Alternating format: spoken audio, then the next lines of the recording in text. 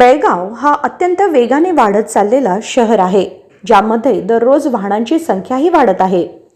वाहने तर वाढतायत, पण त्यांच्या पार्किंगची व्यवस्था कुठे दिसून येत नाही. गोंधळी गल्ली किर्लोस्कर रोडला जाणारा रस्ता पाहता हा रस्ता आहे की बाईक पार्किंग एरिया आहे असा भास निर्माण होतो. या रस्त्यावर दोन्ही बाजूनी दुचाकी वाहने पार्क करण्यात येतात, त्यामुळे येथून ये जा करण्यास जनतेला अडचण निर्माण होते. जर चुकून एखादी चारचाकी वाहन आले तर हा रस्ता पूर्णपणे बंद होतो. ही सर्व अवस्था पाहता बेळगाव शहराला पार्किंग सुविधा असणं अत्यंत गरजेचं आहे. जर वेळेमध्ये या समस्येचा तोडगा निघाला नाही तर बेळगाव शहरामध्ये पूर्ण पार्किंग होणार असं दिसून येईल.